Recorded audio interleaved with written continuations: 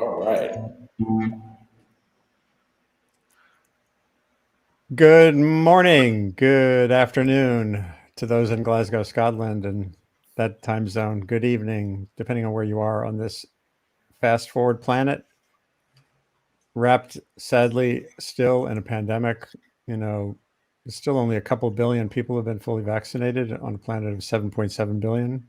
One reason the climate talks in Glasgow are problematic and contentious is because many developing countries haven't been able to send delegations there for fear because of the restrictions on COVID. And why is that? Because the vaccines have not flown equitably around the world. And we're on an overheating planet, but we're also on a joyous planet. Human beings are both divine and felonious, as Bill Bryson once wrote. And it's sort of a push me, pull you exercise to see which gets into the foreground day by day. So Sundays on this show, on the Columbia Climate School Sustain What show, we pause and get into the arts as a way forward. And I'm just thrilled to be back. This has been on hiatus for through the summer into the fall. And, I finally said, let's get going again. It's getting a little colder outside here in the Hudson Highlands and Lenape territory. More of us are spending more time indoors. So it's a way to convene. And today we have a very special guest, Alexis Rockman, a muralist and painter extraordinaire who's been doing this fantastical landscapes, mindscapes that have caught my attention for so long. And you can see here, we'll learn more from him in a couple of minutes about what he does. And of course, today is the opening session of the 26th Conference of the Parties to the Framework Convention on Climate Change, something I've been writing about since 1988. And I just was covering the earlier live presentations there. I'll be doing lots more live shows through this coming week or two. So this was this morning, just to give you a sense of the strange COVID kind of situation still. And on we go, back to the music, back to why we're here this morning. So let me just close out that window and say again, greetings to my good friends here all. Alexis, welcome to our gaggle from Warren, Connecticut. Patrick Stanfield Jones and Laurie Siegel in Beacon, up in the Patrick studio there in the apartment. Great to see you. Karen Brooks and Mark Benedict up in Heath, Massachusetts, up in the, I assume it's cold there, get colder than here. And Julio Friedman, who's in the Livermore, California area, an early riser right now, but heading to Glasgow soon. He is known on Twitter as Carbon Wrangler, because his focus is how do we get this gas out of the sky that we've put up there the last 200 years. We can stop emissions from new ones, but there's a lot more that has to be done to balance the carbon budget. And Julio is a fantastic pianist and composer, as well as being a physicist. So great to have you here, early riser. And maybe we'll start with a little, Patrick and Laura, you're totally set up there. So let's start with a little good morning music. What you got? We got a good morning song. We have a song that I think it's our debut. Oh, yes. This was an inspired song that started about a month ago, and it started in an inspired moment for me, and it became a collaboration. Yes, yeah, we did. Cool. So it's an official Yes. melding of the soul, spirits, and creative juices. Let's hear it. So we're going to share it. Yes, here we go. 1, 2, 3, 4.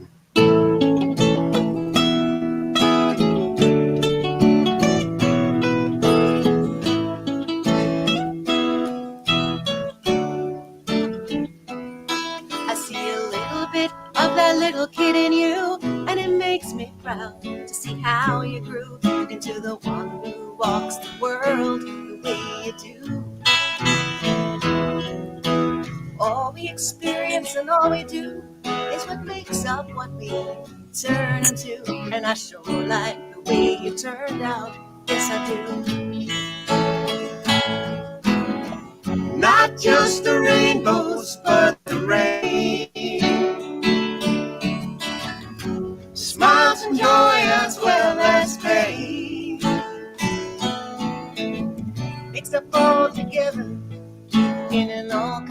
weather refrain.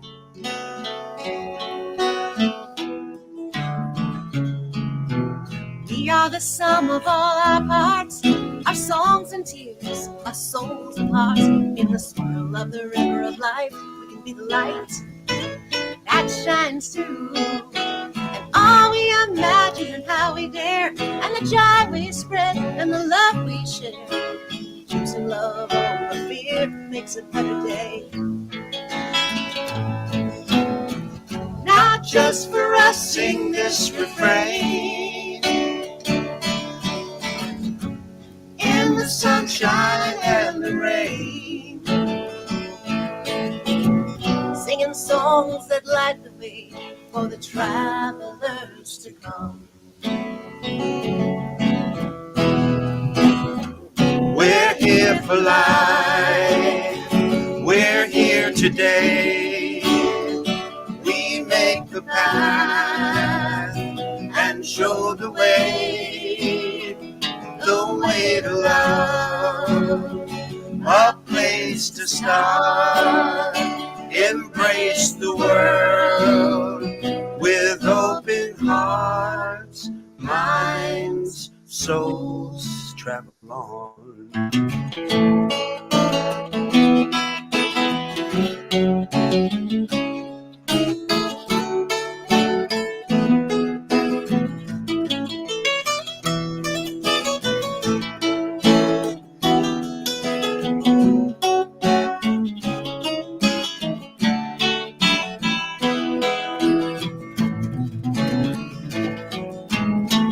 Not just the rainbows, but the rain.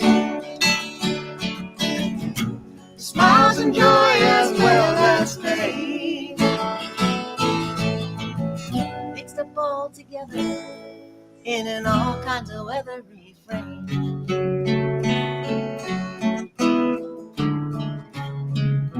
Take my hand and come along. There's an open road, our hearts are strong. Love shines through the dark, we can find a way. Can't be wrong. See the world with a child's eyes. Our hearts are young, our souls are wise. Life is a song we sing, dreams will lead the way. Not just for us, sing this refrain. In the sunshine and the rain, singing songs that light the way for the travelers to come. Travelers to come. Travelers to come. Travelers to come.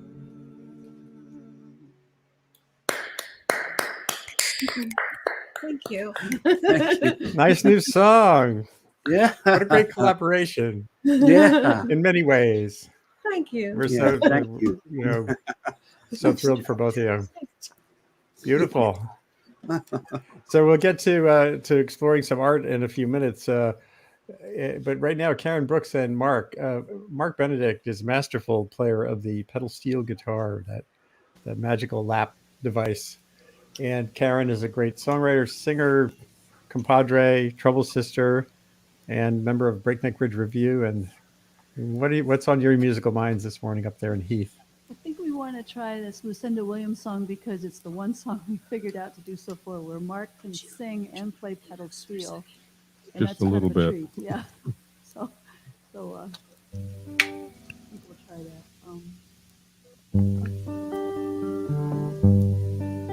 We had a reason to go back to lecture. We always talked about it. If we were we always said we was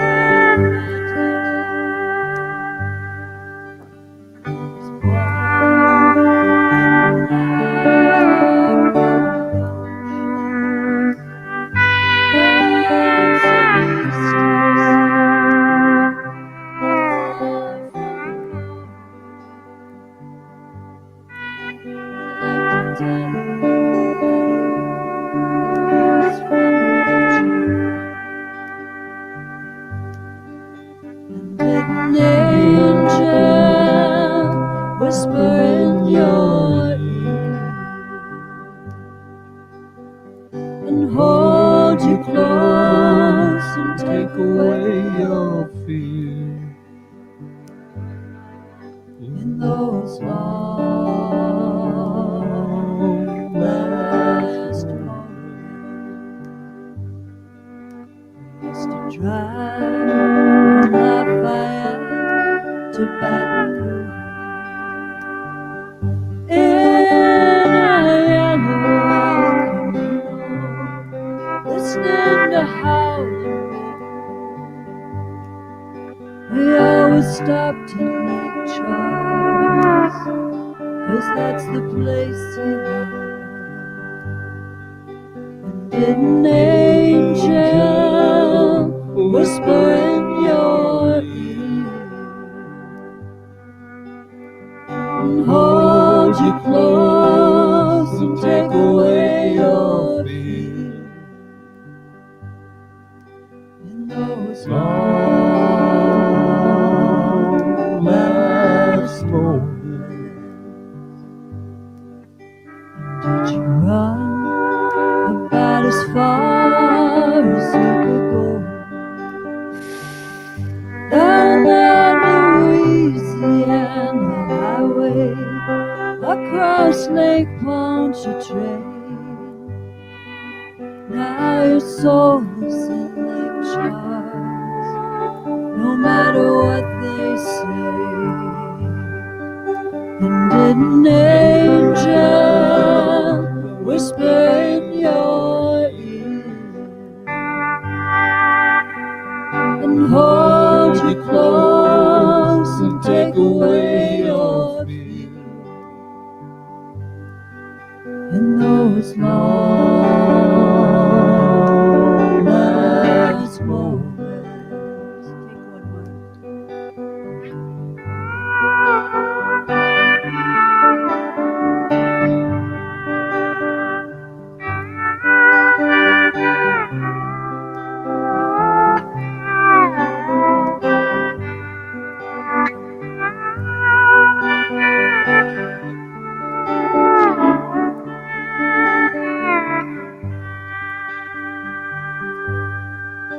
And did an angel whisper in your ear and hold you close and take away your fear in those long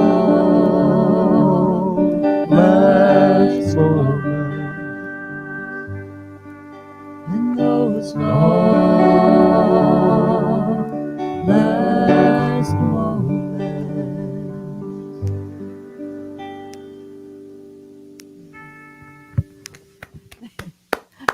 How was that balance? A little hard? It was fine. You did have to get close to the mic at the very beginning. Your voice was a little weak, but once you were on the mic, it was great. Cool. Awesome. Thank you. Great. Beautiful. Thank you. Julio, I saw your question. I will try to slip in a song for sure. Yeah. You definitely need to. Let's check in with Alexis. So again, I'm going to show some of your work. You sent me some slides that I think are worth. Let me just give you a little background on. I just wanted to give a context for the work, the paintings and works on paper I've been making about climate and how we struggle with understanding it because we're inherently a visual species and time is not our best friend in terms of understanding geology and physics. So I made a little presentation sort of showing our why we have problems with these ideas and why we're really in deep trouble. Yeah, so, I know. Hold on, and I'm going to pull it up. Sure. Share screen. Here we go. I'm glad you're doing this and not me. Yeah. All right, so this is just the title. Oh, whoops, sorry. Oh, I hit the wrong button. Hold on. There we go. Okay, next slide. Yeah, so there you go. Boom. Things that are incomprehensible, right? I still struggle, and I think many of us do, to understand the implications of the nuclear implications of what happened to Japan and various other places, be it accidents like Fukushima or whatever. Next image. Chesley Bonestell, the great visionary artist who worked for NASA, was hired to make, in this case, this is a meteor impact hitting Manhattan, but he also did a cycle of images about nuclear holocausts on the great cities of the world during the beginning of the Cold War. Next image. So ideas about the past, how the moon was formed, right? This is something we can't imagine. I think there's a convincing digital file illustration of what, I wish I could give credit. I can't remember who did this image, but it's relatively recent. Next image.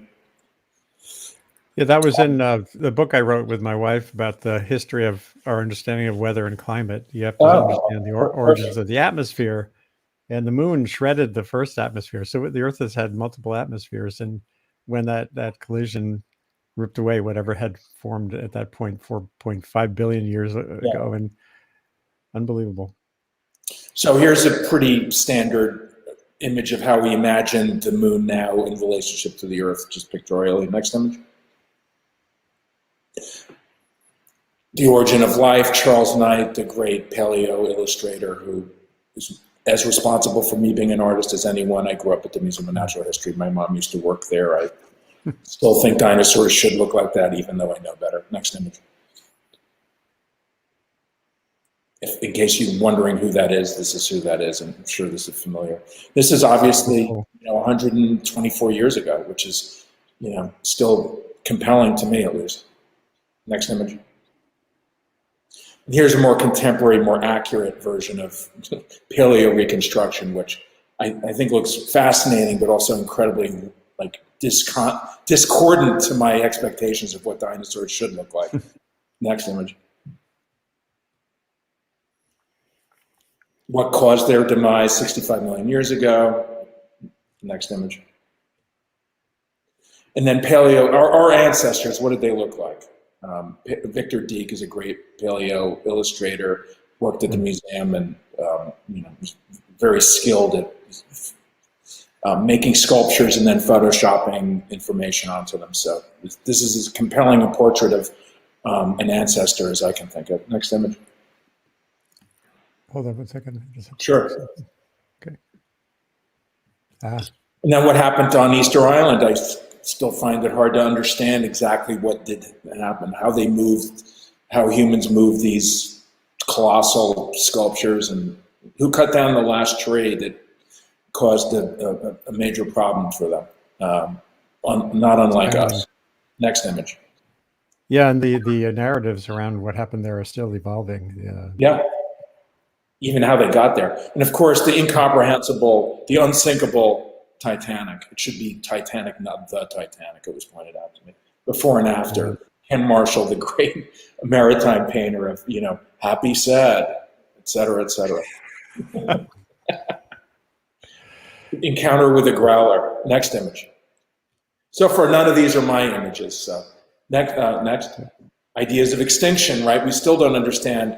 I mean, this is the lamest picture I've ever seen of that's extinction. Like some blurry little waiting bird, nondescript. Boy, you really know how to make a compelling case for not having extinction. Wrong. Next image. So in many ways, my job has been to take these ideas and try to make compelling images. Jurassic Park, of course, this is state-of-the-art digital technology fused with a little bit of Robert Backer's, the dinosaur heresies, but really dialing it back to Charles Knight also. Next image. The incomprehensible extinction of the stellar sea cow that went extinct within 50 years of its discovery.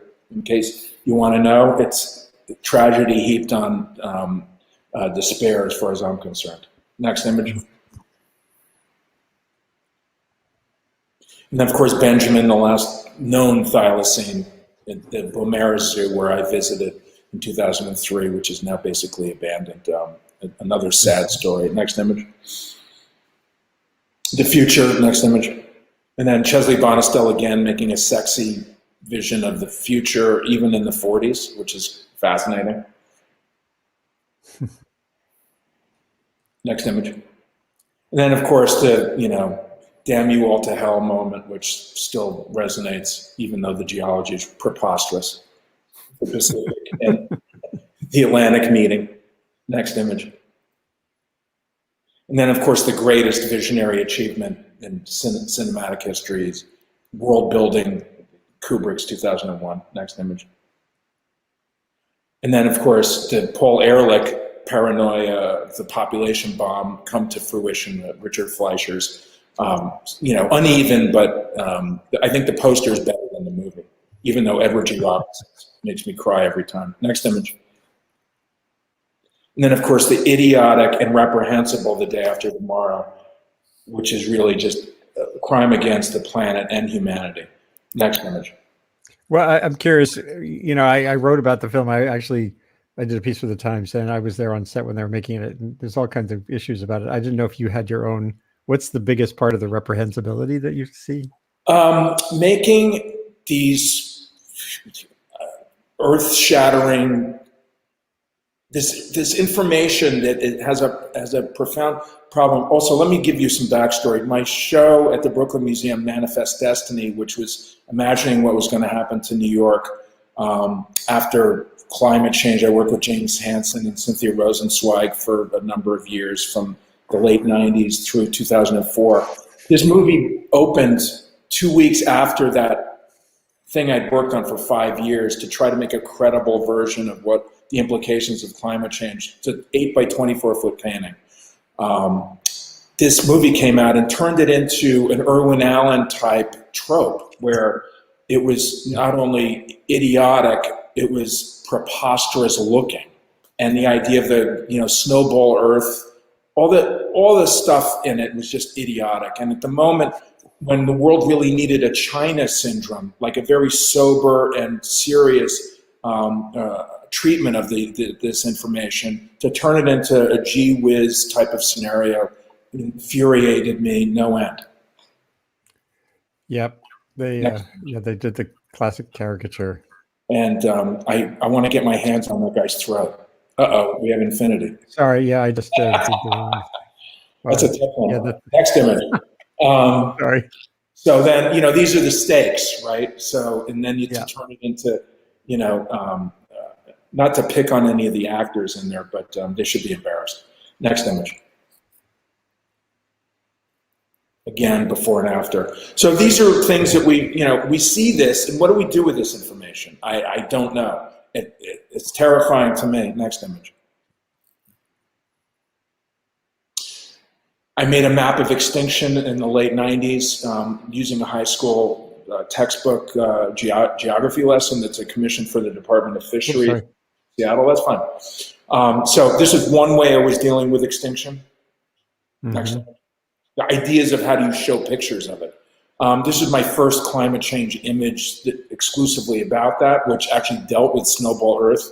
And because that was a compelling story at the time because of the Gulf Stream. And then the typical more, heated up world on the right. Next image. Yeah, I want to hold on this one for a second because it reminds me of several things. Eric Sanderson at Wildlife Conservation Society. I know. Yeah, we're friends. Mannahatta. Yep. Which has 1609 Manhattan and then 2009 Manhattan. Yes. And this relates to where you go with your art. I keep saying when I speak about it, I say, now we need to see 2409. Let's go forward in time. Yeah. So look, the date of this, of course, is, sorry, that's that's out of order, but that's a detail of the slides ago. That's fine. Just showing like avian malaria and the introduction of rats and pigs onto. Right. So there's Easter Island again in that purple circle. And that those sort of flesh-colored arrows are human migration. Right. Next image. ideas about biotechnology and GMOs in the context of artificial selection and agricultural history. Yeah, that image with the pig with the human organs in it, that's happening right now. They've just and this is a new study that 21 years ago, the painting. Yeah. Just, I think a week or two ago, a paper came out showing that they're actually started successfully growing a human, I think it was, can't remember his kidneys in pig. Yeah, I mean, this has been in the literature for years, and I'm not inventing anything that's not out there, but my job is to sort of show it within the context of the history of life on Earth and human activity, and in this case, artificial selection and agriculture, and really show, hopefully, our hopes and fears and how the iconography can fit into the context of other images that, in this case, American landscape painting and stuff like that. Next image. There's Manifest Destiny that I was telling you about earlier that opened at the Brooklyn Museum in 2004. That's now in the Smithsonian American Art Museum. So that's 24 feet across? Yeah, exactly. Amazing. A big... well, I see some interesting details there. Just sure. You have... in species that will migrate from the south, a sort of global ecology, right? Animals and plants that do well all over the world. Examples of that now are obviously domestic cats and European wild boar, domestic pigs, or so on and so on. It's endless. And we're going to have a more and more homogenized ecology as things start to degrade more and more. I saw a fantastic image yesterday. I just have to tell you. I was driving back from physical therapy. I had shoulder replacement a couple of 5 weeks ago. And I'm driving down through the mist in rural Connecticut, and I see this white dot running across the road. And it's a young black bear that had a garbage bag in its mouth that was bounding across the road, running up a hill, and it saw the car I was in and dropped it, and then the bag went rolling down the hill. So they're doing well, obviously, on some level. Yeah. And this is a detail? Yeah, next. Yeah, I know this is eating up a lot of time, so we can sort of... No, this is good. I'm very interested in the specificity of the iconography. I go through a lot of effort to work things out, and this is the key that goes with that painting. From snakehead from Southeast Asia, migrating birds like spoonbills and stuff like that, and channel catfish and so on and so forth. The next couple of images are really just other versions of that same idea of just the degradation of the landscape from climate change and the introduction of invasive species and stuff like that. In this case, I was wrong because I didn't realize that the insects were going to plummet. So those are fireflies, which are really beetles. I didn't understand that we were going to have this population crash of all these arthropods. Oh, give them time. They'll once we're out of the way, they'll have a great time. Yes, of course. Next image. That's documentarian. So, next image. Wow. Nod to North by Northwest also. Next image. Next image. I just wanted to include this. This is the most recent painting. These are animals that have brought zoonotic diseases to humans throughout history. And I made this during the pandemic last summer. So I just wanted to include this how my interests are a growth industry, sadly. Yeah, really. I think that's and then of course the loss not only of biodiversity but geologic biodiversity, geologic diversity. We all know that glaciers are geology. Yep. I'm sorry. Can you go back a slide if I can be so bold? Is that a pangolin? Yeah. Yeah. I'm a big pangolin fan. I'm curious why you selected one here. Well, there's some ideas that certain diseases have jumped from pangolins to other species, right? Mhm. Yep. Along with the pond civet and black-faced macaque and some other creatures. It's a long list. This could be an enormous list. Yeah. Yeah. So I remember in listening to something you said on a YouTube video I was watching. I think you, like me, have you developed a. I don't know if it's you've insulated yourself emotionally from some of this, or as a journalist. No. I maybe it's not emotionally. It's you're an observer. Let me get how you're kind of inquiring and painting and observing, and then getting up the next day and still going forward. You have to be kind of schizo to just, be optimistic enough to get out of bed. But it's a coping mechanism, and luckily I have a busy career making art, which I'm privileged enough to have the time to do and the resources to do. And my way of coping with what I learn about what's happening to the world is sort of integrating those things and making work about it. So, but I'm, despairing and enraged, and depends on the time of day or the day. But it's one of that and, exercise, going running or playing basketball are the things that I can do that are productive to cope with this information without just jumping out the window. Even though I'm jump to here. In the chat, Julio had a question. I think maybe he wanted to ask you about Sure. Another kind of envisioning. Sure. So first of all, this is just so beautiful and so terrific and so impressive and so impactful. Thank you. I've never seen your work before. I'm really quite struck. I've wrestled for a long time with how to communicate these difficult topics to people who don't read graphs, and that's a hard thing to do. One of the topics that people don't have a very hard time getting their heads around is the idea of managed retreat. If your manifest destiny vision is close, at some point you walk away from Manhattan. What does that mean?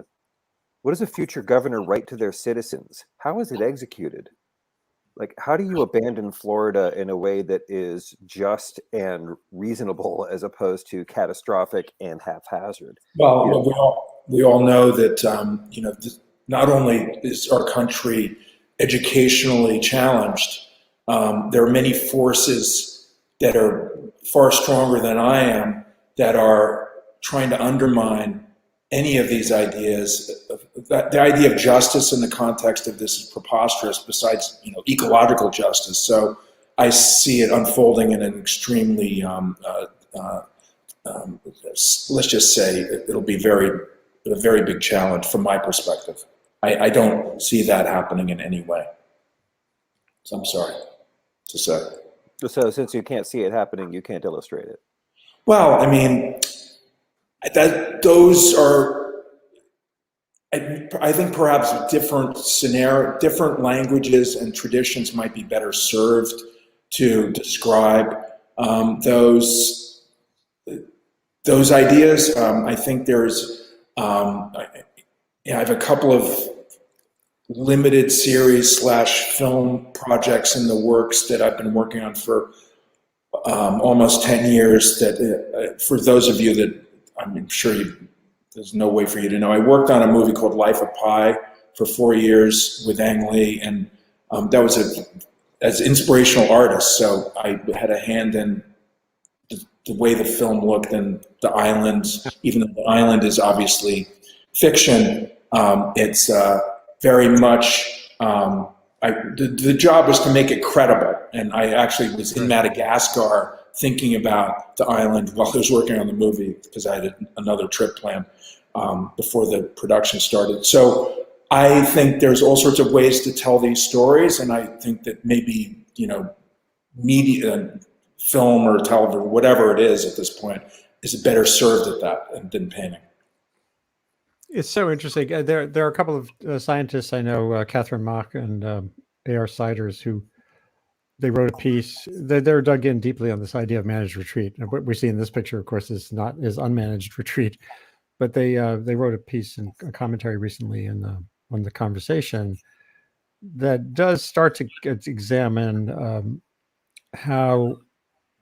And this is, I guess, what I'm trying to say. It's a little early on a Sunday morning. I haven't had enough coffee yet to articulate, but it's there's room in this landscape for all kinds of visions and visionaries. Some focusing on the dark, some on prospects of light, and this was one of the illustrations in their piece. And what will emerge will probably look more like Lagos, Nigeria, where we already have floating city. A big chunk of Lagos is a community that's on the water.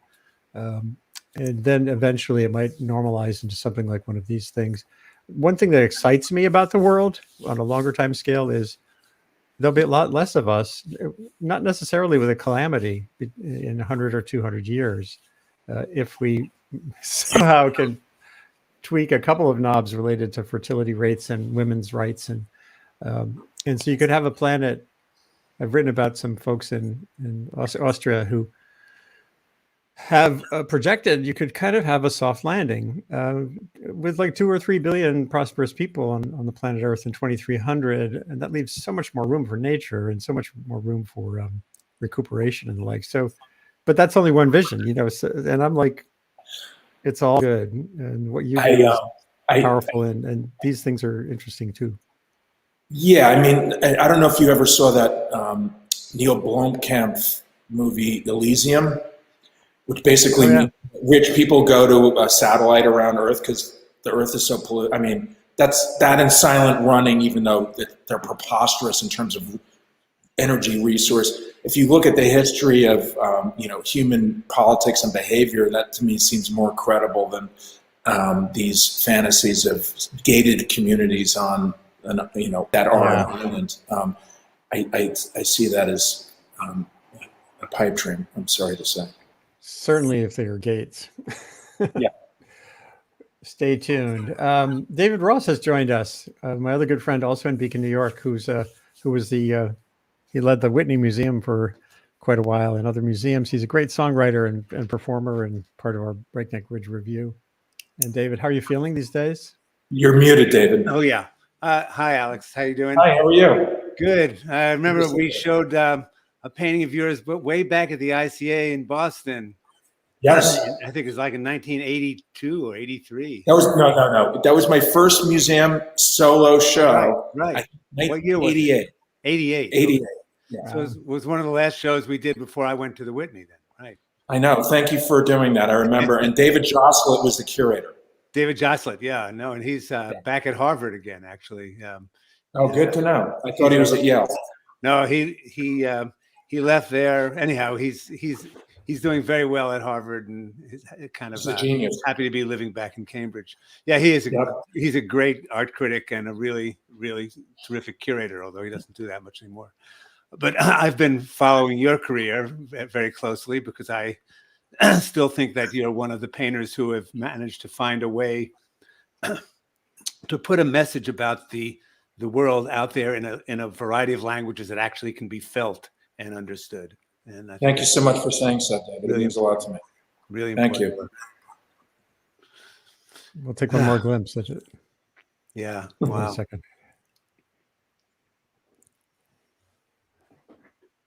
So this is also so those your work figures. Is I'm sorry. The bigness of it is they're very profound pieces to see in person too. Well, also, I mean, the vocabularies that you employ, the vocabulary of science fiction illustration, of actual illustration and wildlife and the like illustration, as well as surrealism, it just adds up to a very different, a very different kind of message. It reads in ways that I think people are not expecting to be affected by a painting, and I think that's one of the reasons that they're such effective works. Thank you so much. That project you did at the Brooklyn Museum, when was that? Was that 5 years ago now? That was 2004, David. Geez, time flies when you're having fun. That was it. That was a really important project. I don't know if you have any images. Yeah, that's the, go back 2 slides. Yeah, Andy, there it is. you don't mind? Oh, Yeah, wait, which way? Oh, this there, way? right there. Yeah, there Yeah. it is. So that is now in the Smithsonian, hanging next to Thomas Moran's enormous Yosemite painting, Wow. which to me is they like hung them together as a semi-permanent installation, and to me that was a dream come true, because Thomas Moran was, and many of those Hudson River School painters were really creating a type of propaganda about expansionism. Do they? I can't recall whether or not at the Smithsonian. This is at the Smithsonian American Art Museum at Yes, SAM? they own the painting, and they decided to hang it with that painting that inspired this painting over 20 years ago. Well, it is interesting that generation of American landscape painters were essentially working for industry to try to create this idea of this land that was empty and beautiful and had no other inhabitants, and there were it's like, yeah, exactly. come on out and claim your piece of this land that is just waiting for you to take it. And right, as long as you're a certain color. Yeah, as long as you weren't a native. It looks like you weren't from one of the native communities that were absorbed. Yeah, absolutely right. But and yeah, it is disturbing to see how those paintings are considered. I mean, they are extraordinary paintings, but ideologically they're really repugnant. They are, and one of the things that I loved about them that's no longer true, for better or worse, is that no one really they weren't appreciated or beloved by the hangover of modernism. And to me, that was one of the more enticing things of this disgraced tradition that I, of course, want to embrace. Yeah, I think I think that you're one of the few artists I could say who's kind of figured out what your job is today. I mean, I think that's the hardest thing for artists today to really understand. What is it they're supposed to be doing, or what matters. Yeah. I mean, even if you figure out what matters, how do you act upon that in this era, where the internet and social media are so powerful, where the history of cinema has only, created products of increasing power and often increasing emptiness. And so, what is a painter supposed to be doing? Or should a painter be painting? I mean, should a painter be making movies? It's tough, and a lot of my students are really struggling with whether or not there is not just a future in painting, because there'll always be people who want to buy paintings and whatever. And painting, the idea that painting is dead is a stupid idea. But whether or not painting is the most effective way that, as an artist, one can engage, the global conversation about what's so critically important at this point. I agree completely. It's something to wrestle with every day. Yeah. So let's wrestle with that thought and return to a little bit of music here. Yes. Can you hang on with us here a little while, Alexis? Of course. Good. It's a jam. Claudia Gibson, I think, is coming on from Wimberley, Texas, in a little while too. Oh, that'll be great. Applause from Julio. Julio, I thought we'd slip in very quickly the piano piece that you sent a recording of, because to avoid the bandwidth issues we were always having with piano. So we'll do that, and then I'd love to get back to Karen and Patrick and Mark and Laurie and David, of course. So hold on a second. Let's see if I can make this work. Sure. While you're teeing it up, let me just talk. Oh, go ahead. Oh, hold on. Yes? Oh, I just wanted to say, Debussy's been on my mind lately. And in part because it's just so beautiful, in part because he's so innovative as a composer. He really tried to marry East and West, and he created a whole soundscape that was completely unique and heralded in the modern age. So I've been just doing a little bit of that, and that's what I've got this morning. Beautiful. Beautiful. One of my favorite artists. Absolutely.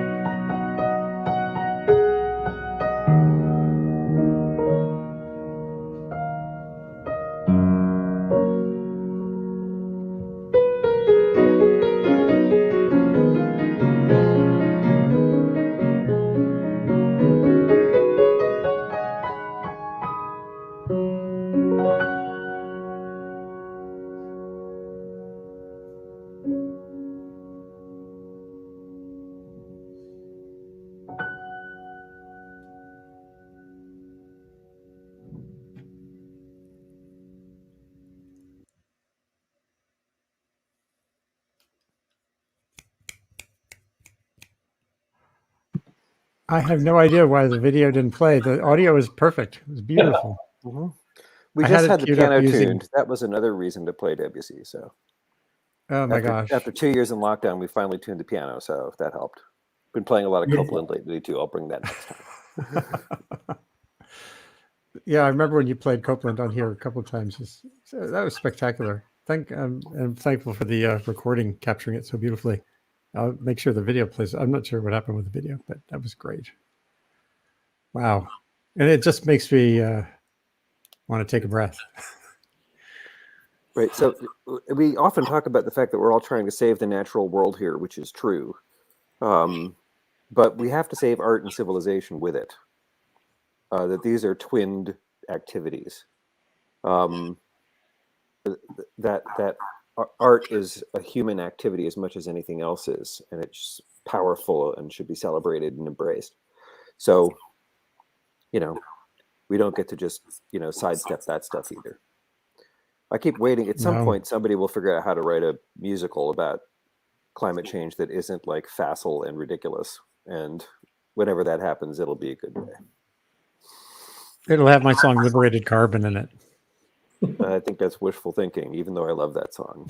I don't imagine Lin-Manuel Miranda embracing that one. No, I don't think so either. Patrick and Lori, what's on your musical minds after these wonderful images and thoughts and sounds? Well, Yeah.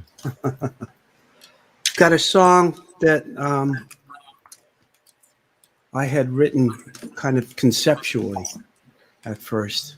The first part was about my dad, and it's called Mystery Prize. And the second part of the song is about some imaginary wonderful woman that I would meet someday. And, well, I guess she's here right now. So a little prescient, right? Anyway, we're just going to kick it off because there's a lot of people to play. And Yes. hello, David. It's good to see Hi, you David. again. Yeah, definitely.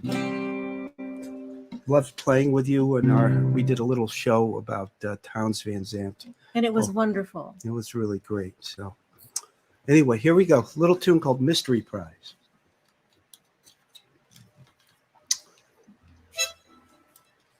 One, two, three, four.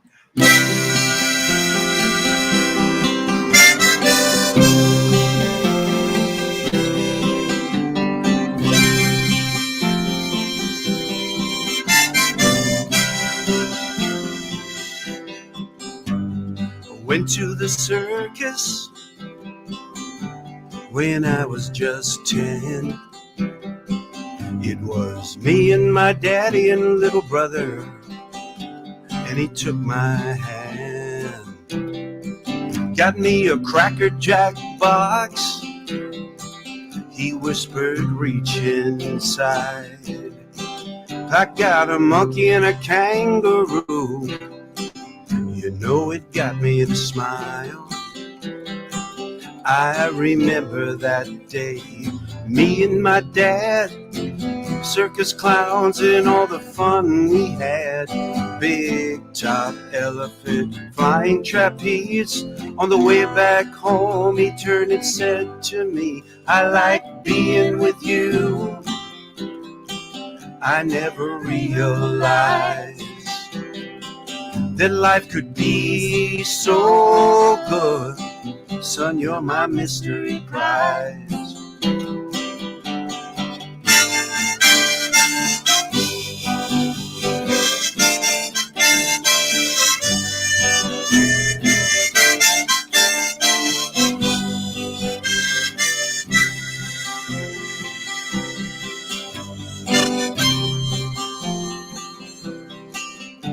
Well, the years went down. Guess I was all washed up. I was a little man. Guess I needed bigger love. Well, my dreams came true that Saturday night. 'Cause baby, I saw you. You were there with your summertime eyes. I took your hand, I said we cannot hide. Listen, girl, we gotta reach inside, 'cause life ain't long, it's a short embrace. So come on, kiss this joker with his funny face. I like being with you, I like to see you smile. I like being with you, baby, you're my mystery prize. I like being with you, you're my mystery prize. I like being with you, baby, you're my mystery prize.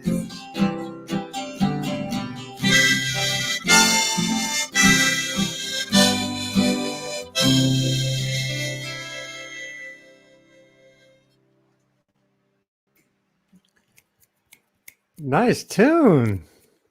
Oh, thank you. Thank you, Thank guys. Thank you. Nice Nice to tune. have someone to Gosh, sing we it got to. more songs to play when we all get back together doing another breakbeat Yeah. You session. bet. Yeah. Fantastic. Well, you've been working on that song a long time, Pat, but I think you finally found the right ending for it. Yeah. That's pretty You're- funny. How true, Dave.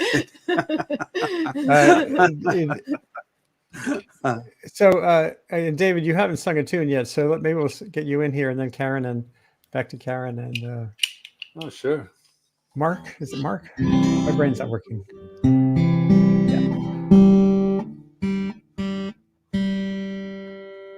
We're going in with real tuning today.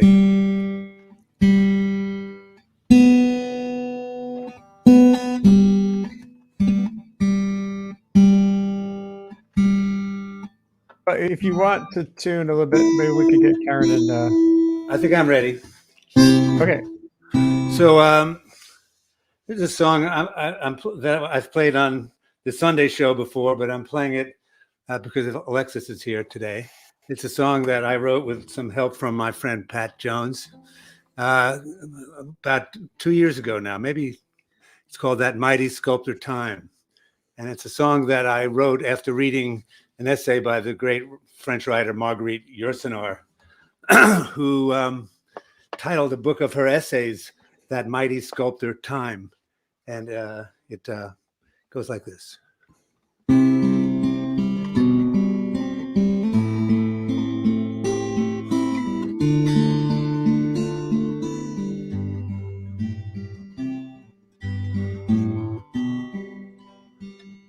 You slept for centuries beneath the sea. 300 souls drowned with you. Your sleep's guarded by the time and tide. Dark and cold was all you knew. Time changes us all. Time changes us all.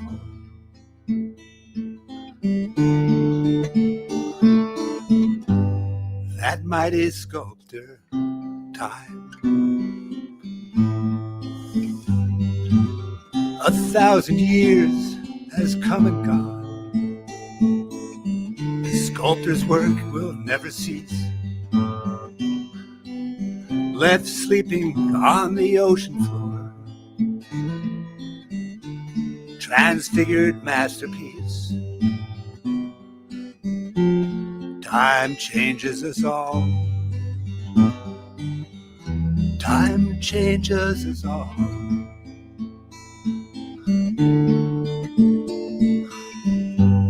That mighty sculptor, time. So now you're back on the land again, bathed in love, caressed by light. Your body rough-hewn by relentless waves, a noble, stately sight. Time changes us all. Time changes us all.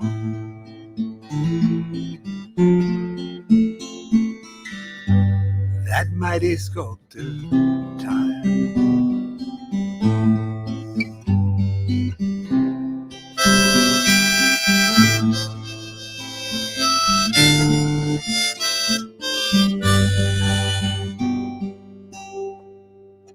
And so we tremble, for we've not learned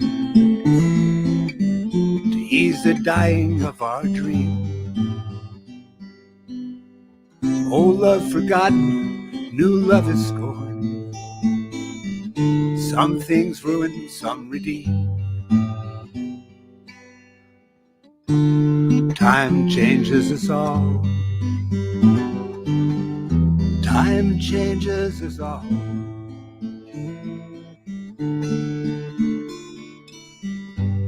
That mighty sculptor, time.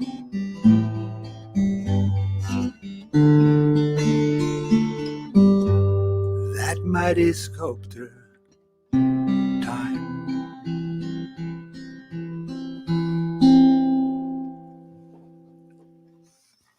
Beautiful, David. Thank Beautiful. you. It Very, does very change nice. us.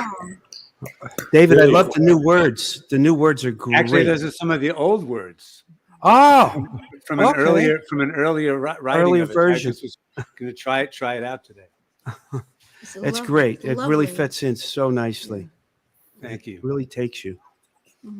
So I see Claudia Gibson is in the green room. She's having Oh. a sip of coffee and grabbing a donut and tuning That's up her wonderful. guitar Well, there. Please give her my fond regards. I have to jump, but I it's wonderful will to see do you all. that. Nice to I'm sorry meet to you. miss Karen and Julio, Mark, but take nice care. to And we'll see you again here soon.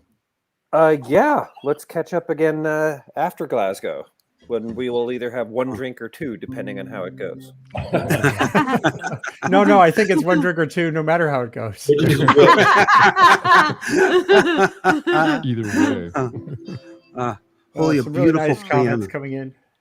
There's Melissa Ortquist, our friend. Hey, Ah, They're Melissa. all Hi, sounding great this morning. Hi, Melissa. And Donna. Oh, Donna Donna's here Nestler's. There's Lydia Adams Davis saying thank you, David. Oh, And yes. Donna Nestler, how I miss the donuts. Donna, are you still out on the boat? It was great to see Donna and Rick on the sailboat finally after her leg healed up, which is wonderful. So Karen and Mark, what more you got for us? Well, we have a Gillian Welch song. I used to pronounce it wonderful. Jillian until I met Karen and she corrected me.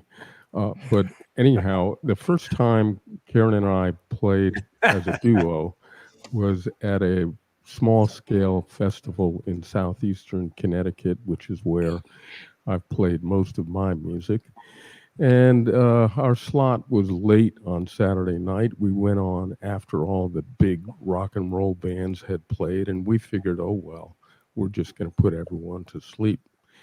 And this song started to wake people up, I think. And by the time Karen started singing some of her stuff, you could feel that everyone was on the edge of their seat. And we wound up being the only act that had to do an encore that day. Cool. Gillian Welch called Hard Times.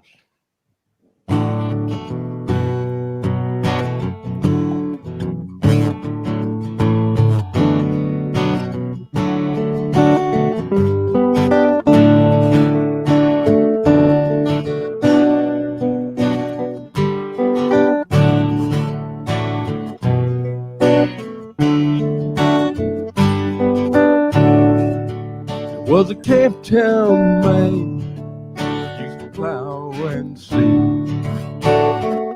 He loved that mule, and the mule loved him. When the day got long, as it does about now,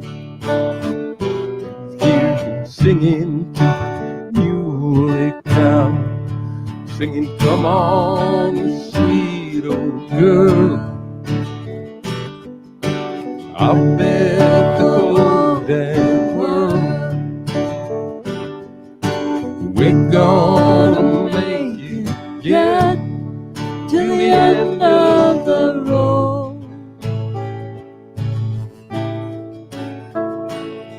Singing hard times, ain't gonna lose my mind.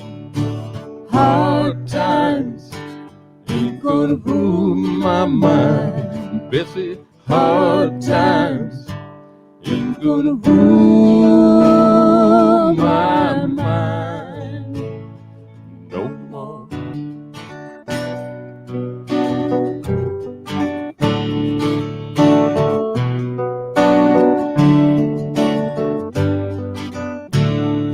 Said it's a mean old world, heavy in need. That big machine just picking up speed. Tears, they were supping on wine. We all get to Heaven heaven in our own sweet time. So come On, you Asheville boys, turn up up your old town noise. till the dust comes up From the cracks in the floor. singing Hard times ain't gonna ruin my mind. Hard times ain't gonna ruin my mind. Bessie, Hard times ain't gonna ruin my mind no more.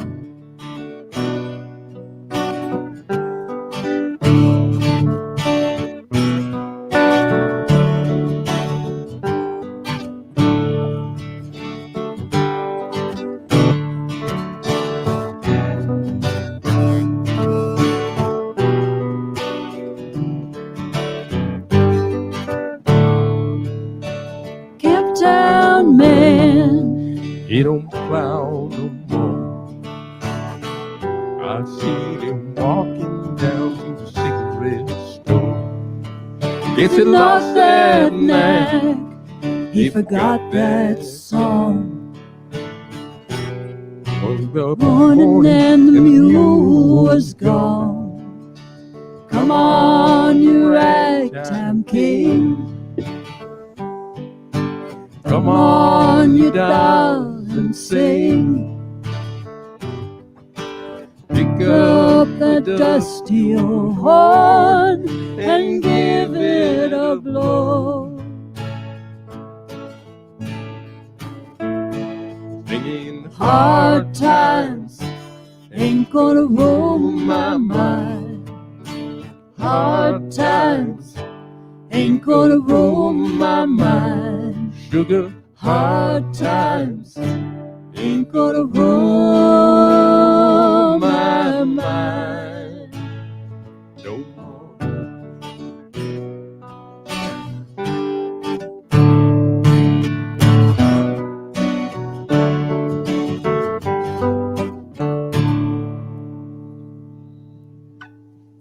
Very nice. Sorry, I was Thank having you. some technical issues here. Those I always have technical those. issues. Those technical issues. Absolutely. Let me get Claudia in here. Hey, man. Claudia. Yay. Nice to It see sounded you. great. Yeah, I've played that song in recent years with I bet you a have. sometime partner, Anna Larson. I think Anna was on here Yeah, she a was. few times. That was great. Yeah. Yeah, that's a wonderful song. You know, you guys doing a nice slow pace, very different than the original pace. I like it slow. It's nice. Yeah. Thank you. Thank Slow is good for me. you. It's a good thing Karen was singing with I'm me gonna have because to she helped say, me remember so the long. words a couple of times. And Yeah, I want to thank you for having me. And David, it was great to see you. And Andy, so nice meeting you guys. And I really appreciate the positive energy of this group Oh, of people. Thank Nice you to so much. meet you too. it was so great to Great see to your have you work. on. It was Have a great- fantastic. Thank you very much. Yeah. Your Your Sundays. work And, is amazing. thank Yeah, you so much. really. Let me I just show really one more appreciate view of it before you go. Hold on a second. Oh, just incredible. Let's Thank be you. in touch, Alexis. A couple things I want All to right. talk to you about. Okay. You know where to find me. All Yep. right. Yeah, take care. Really glad that this worked out. Take care. Thanks so much for inviting me. That's awesome. Bye-bye. Hold on a second. I'm gonna. And Claudia, you will appreciate this. The ram, I have this year, it's 3 young rams for whatever reason. Aw. Just went in with the girls, so this is the beginning of the whole next season. I thought you'd appreciate it. Sheep boy. love. Yes, the sheepdom, the lambdom. Plato's retreat with the sheep. So how have you been, Claudia? I've been pretty good. A little too busy for my taste of non-music stuff, but good. Yeah. It's been it's been a little nutty, but still here. So yeah, Good. I got a That's new the guitar. first step. Yeah, I know. I saw on Facebook. So hold it up. Let's see what you got. Oh, it's pretty. It's a slope. I don't know if you can see it. It's a slope shouldered Yes, Taylor. I'm a It's big nice fan guitar. of slope shouldered. Oh, me too. I used to have one. I had it for several years. I was keeping it for a friend who had a drug problem, and I sold it back to him. But so then I missed it after that. And Who makes it? This is a Taylor. They have this new Okay. series, and it's very nice. I have to get some adjustments done on the pickup because I had the action lowered. It affected the pickup, but whatever. It's a really nice guitar, Got it. and I haven't played in several days, so I'm kind of like, Claudia, I have a quick question. How are things around COVID in Austin now? Because they were so bad, and I really haven't heard anything since then. Are things calmed down? Yeah, it's much better. It's we're like officially, I think it's stage 3 now, so it's much better. It's so politically rancorous with all that, especially where I am. It's more rural, out in the hill country, and it's just seeping through to the school board elections, which are nuts. So it's all that stuff is a little unpleasant to deal with and uncomfortable. Because when I moved out here, it was kind of like this community, especially, was sort of like live and let live. People didn't really focus on their differences. But now it's just sadly not like that anymore. So, Yeah. whatever. Well, hopefully that tide will turn. We hope. Yes, there's always hope. Yeah. So what's on your musical mind? Well, this is a story that's more and okay, disclaimer, I never apologize before playing, but this is a brand new song, so it may not I have the words here. But I read this story, and you probably know this story well, Annie, since you're like always key into weird stories, about this guy up in Maine who managed to live in the woods for 27 years without anyone knowing who he was, right? It's pretty famous. He was the North Pond Hermit. And I heard about it on a podcast, and it was this journalist who was trying to meet him while he was in jail. It's a really great podcast. I don't know the guy's name, but it was very interesting, and it just kind of stuck in my mind. And he had very little to say the whole time. It was just kind of, he was this sort of just strange man who went off in the woods and just lived by stealing stuff from cabins, and no one could figure out, who was breaking into their cabins. And yeah, it was a pretty funny story. So funny and weird. But anyway, so I've written a couple songs recently that are kind of about people, and one is from 150 years ago, and then this one is more recent. And I haven't even tried to sing yet today, so we'll see what comes out. Anyway, it's called The North Pond Hermit.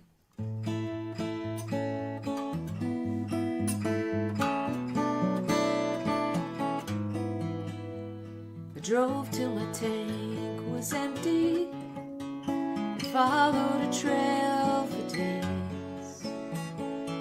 I had no map, I had no plan, I had just walked away.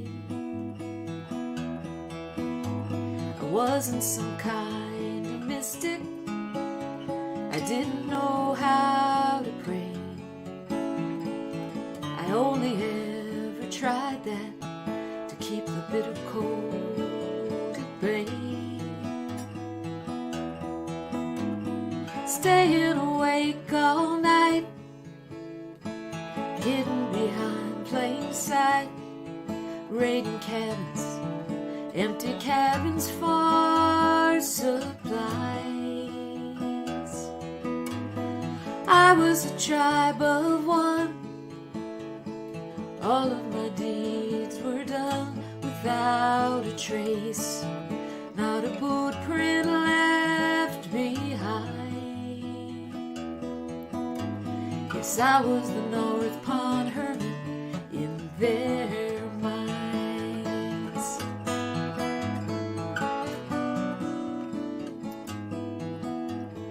Every year things went missing, batteries and food, books and booze and propane gas from these North Pond woods. They wondered about a hermit joking with some unease, where I walked to their homes, unvanquished and unseen. Staying awake all night, hidden behind plain sight, raiding cabins, empty cabins for supplies. I was a tribe of one. All of these deeds were done without a trace, not a boot print left behind. I was the North Pond hermit in their minds.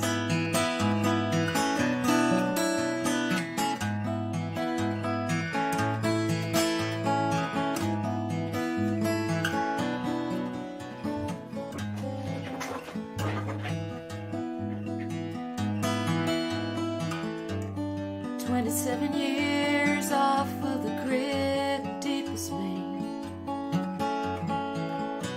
But for getting caught, that's where I'd be to this day. Staying awake all night, hiding behind plain sight, raiding cabins, empty cabins for supplies. Always a tribe of one. Ever a deed be done without a trace, not a boot print left behind. Forever the North Pond hermit in their minds. Their minds.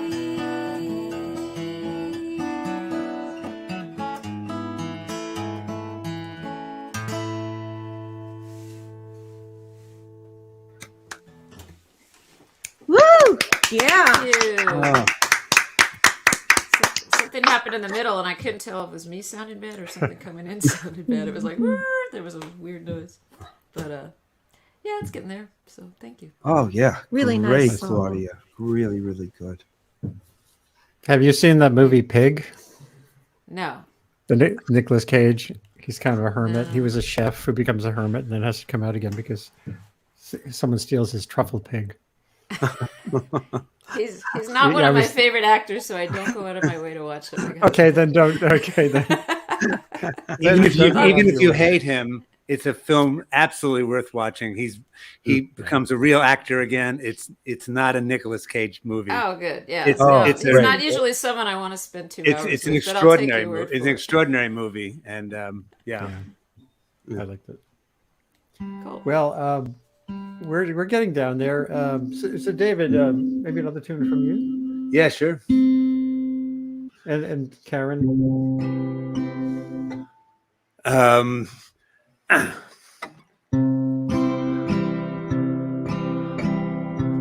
I'd rather sleep in a box like a bum off the street than a fine feather bed without your little old cold feet. And I'd rather be deaf, dumb and stone blind, than to know that your morning will never be mine. And I'd rather die young than to live without you. I'd rather go hungry than to eat lonesome stew. You know it's once in a lifetime, and it won't come again. It's here and it's gone on a magnolia wind. Rather not walk, Oh, damn it. Forgot it there. Sorry, a phone call just came in and interrupted my train of thought. Let me just start that again. If it ever comes time, that it comes time to go, sis, pack up your fiddle. Sis, pack up your bow. If I can't dance with you, then I won't dance at all. I'll just sit this one out with my back to the wall. I'd rather not hear pretty music again if I can't hear your fiddle on a magnolia wind. I can't hear your scent on a magnolia wind. Sorry to Guy Clark for screwing up the middle of that. Oh, we all, it's folk music. It's always when a phone call comes in just when I'm starting to play, and like hear it in the background. That's another one of those tunes where it's a bummer that we can't play together. But you're right up the road, so we'll do some playing together. Well, the next show that Pat and I are working on for Dogwood, I think I told you need to come and join in on that. We're going to do a Guy Clark, John Prine evening. Awesome. So I got to hear a little bit more of that pedal steel before we call it a day. How's it going out there, Karen? Maybe Karen, make sure your microphone is close enough to your mouth this time, or boost your volume. Actually, I got to turn the pedals. We turned off some here to get rid of white noise. So we're going to turn it back on again. Okay, that would help, right? All right. Oh, there it came on. There it is. Okay, I think. Oh God, I wish those girls were here with me now.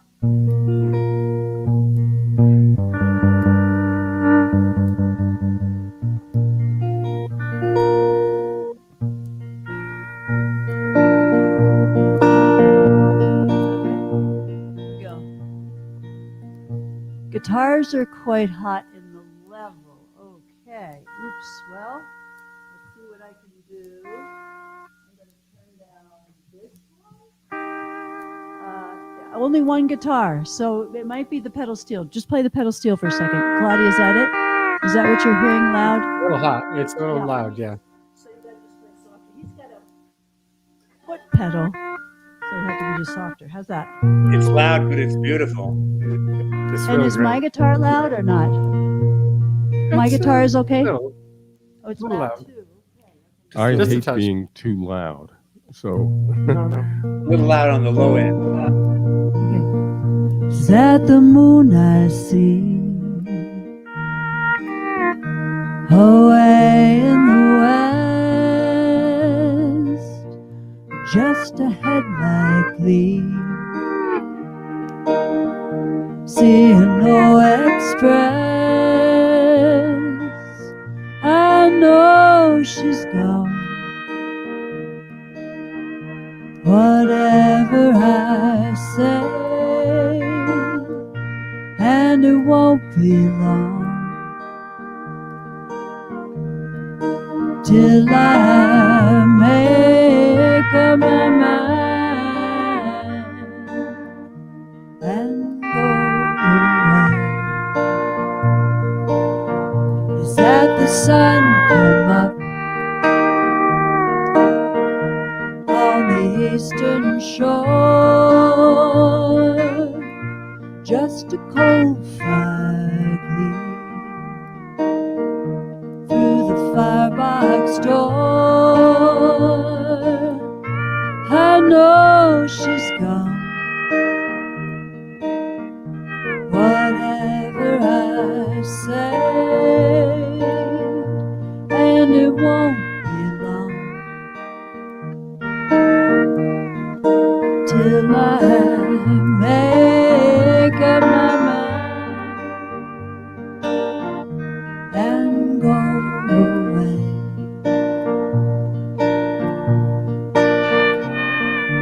See that man can't hear the whistle, blind or fool, out on the trestle, can't go up, can't go back.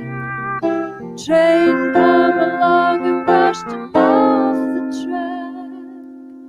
Other storms may blow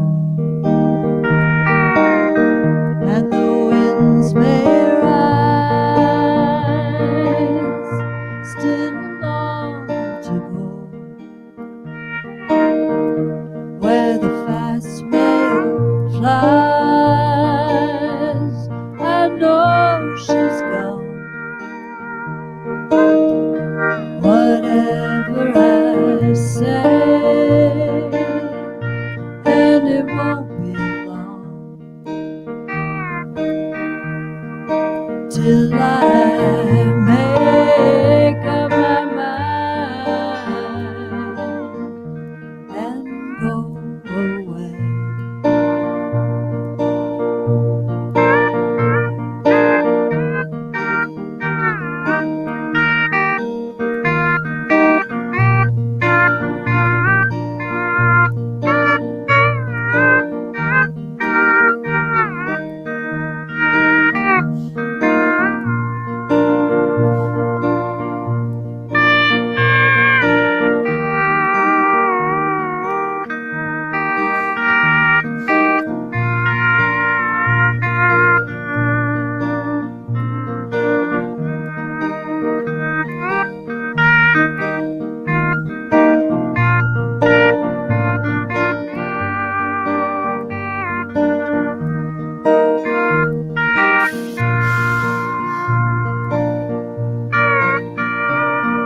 See that man can't hear the whistle, blind or fool, out on a trestle, can't go on, can't go back.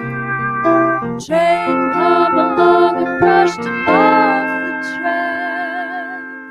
Other storms may blow and the winds may rise,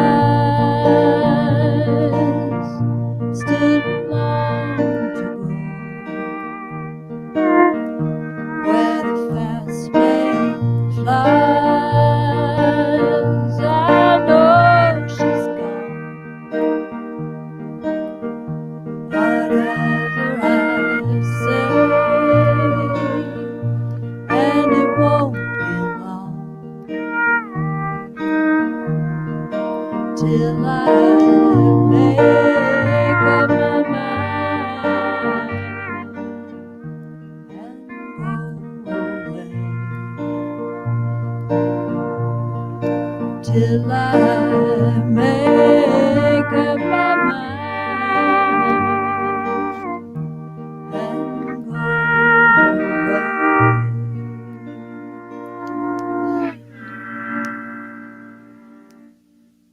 Oh, How did that mix end up? It's really hard it to was tell. That great. sounded perfect. Okay. It was Beautiful, perfect. It's not what we hear at all. God, Yeah. So great. it's a great addition to the musical landscape we've had here now. Oh, We've got good. Yeah. we've had good. auto Such a harp treat. and Yeah. we've had nickel harpa and we've had That's right. Mark, hammered I hope dulcimer. I hope we can talk you into coming down to Beacon and playing with us sometime, Mark. Yeah. I'm game. Who's game? We were Totally harmonizing great. with you over here. Oh, I Deacon. was All missing you, right. Lauren Yeah. and Patrick. I was Yeah. missing I had the those bottom vocals. part. Yeah. Well, I did play that with the Trouble Sisters at the Dogwoods. I And know, I I, was there. I did miss the harmonies. Yes. So maybe one more tune from down Wimberley Way. Down Wimberley Way. Okay, let me turn up There my you go. monitor. Down Wimberley Way. Da, da, da, da, da. Down Mexico Way. Well, this is a very Texas song. It's a Excuse me. thank you, David. Yeah. Yeah, it's a song that a story I first heard many years ago, probably about 15 or more years ago, and I just kind of turned it over in my mind before even attempting to write about it. It's about a woman who was one of the few female outlaws in the Old West, and her name was Laura Bullion, and she lived from the 1870s and died in the early 60s in Memphis, kind of obscurely, but I was thinking about her life and what she had seen in that period of time, which is pretty amazing.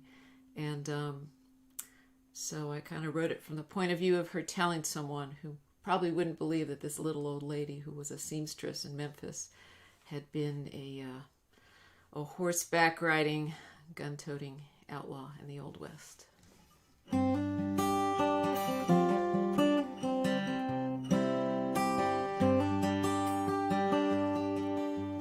Daughter of an outlaw in a little outlaw's life, from Abilene to Cody, across the Great Divide. True love was my treasure, though I never was a wife. But I will tell my story now to you. Mama barely raised me, then she left me with her kin.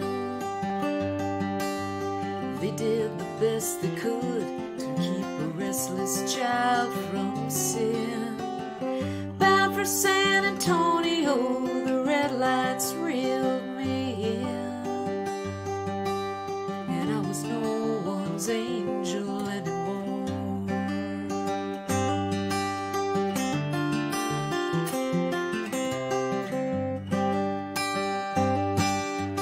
Fanny Porter schooled me in the ways of pleasing men.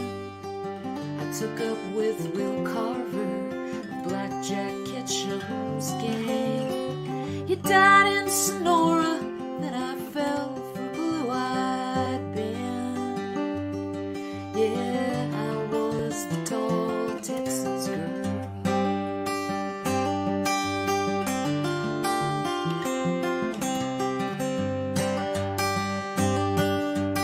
Running with the wild bunch, we robbed the banks and trains.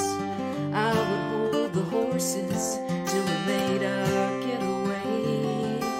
But we hit the Great Northern and the boys blew up the safe. $60,000 was the take.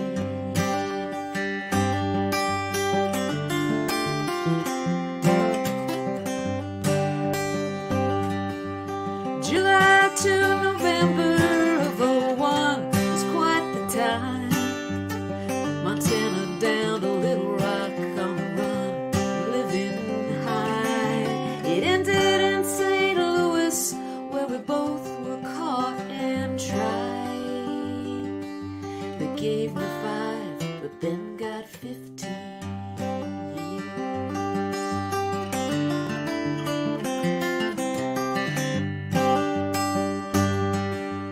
Out on good behavior, 7 more years did I pine. I walked a straight and narrow path while Ben did his hard time. Letters sent from prison, he said, Laura, do not cry, 'cause I will make this up to you someday.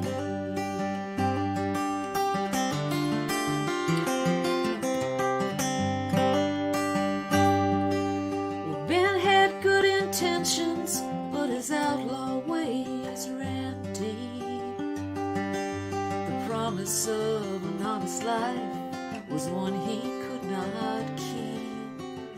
9 months after exiting that penitentiary, Ben died near Dryden, up in the number 9 tree.